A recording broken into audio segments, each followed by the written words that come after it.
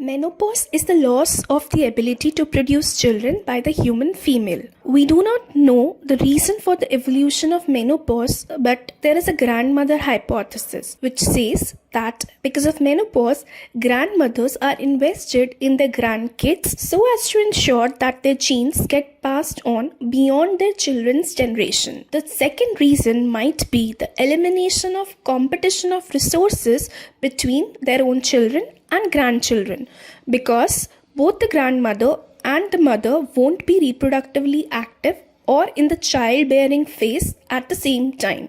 While there is no study done in females that can explain or substantiate the grandmother hypothesis, scientists have studied toothed whales to find an answer.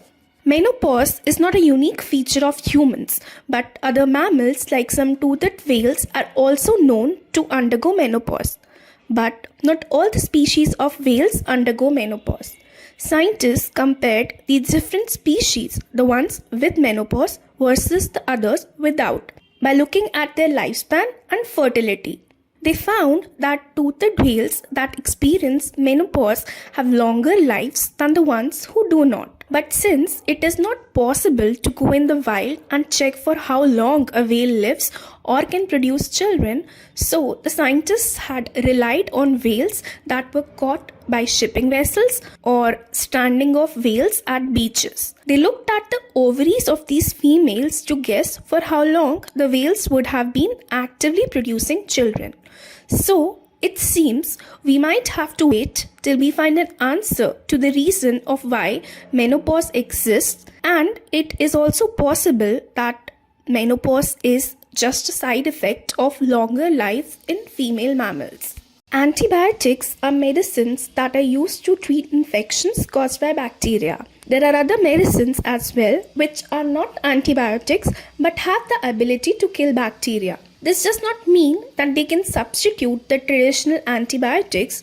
That is because these are medicines that are used to treat other conditions. Diabetes medication, non-steroidal anti-inflammatory drugs like aspirin, antipsychotic medicines are some examples. Although we know how antibiotics kill bacteria, but we do not know how these non-antibiotics work. Scientists studied 200 non-antibiotics to understand how these drugs interact with bacteria and which genes of the bacteria might be causing their death by a particular drug. What they found was that non-antibiotic medicines target the bacteria for killing by following a different pathway than the antibiotics. This means that the knowledge that we gain from how non-antibiotics kill bacteria can be used to develop new type of antibiotics. During this study, the scientists also found that since the non-antibiotic drugs affect the population of the bacteria in the body, mainly the gastrointestinal tract, may be possible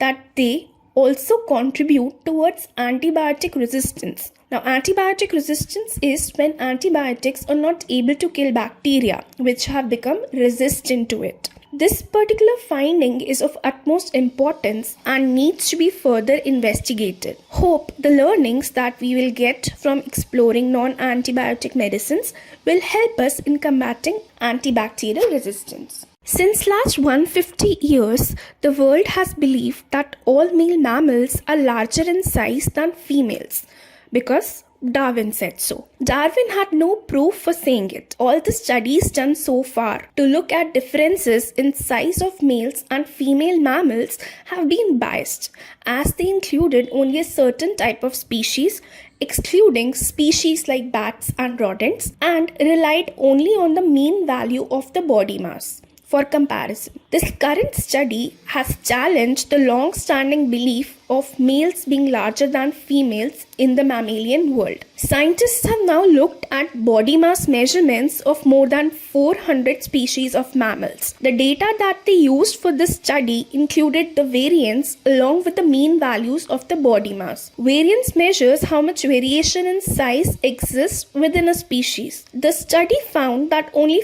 45% of the species have larger males than females, and in 39% of the species that were included in the study had no difference in the sizes of males and females. while in 16% females are larger than males. Thus, although males are larger in most cases, when there exists the difference between male and female size in the mammalian world, but it is neither universal nor that common as it was earlier thought.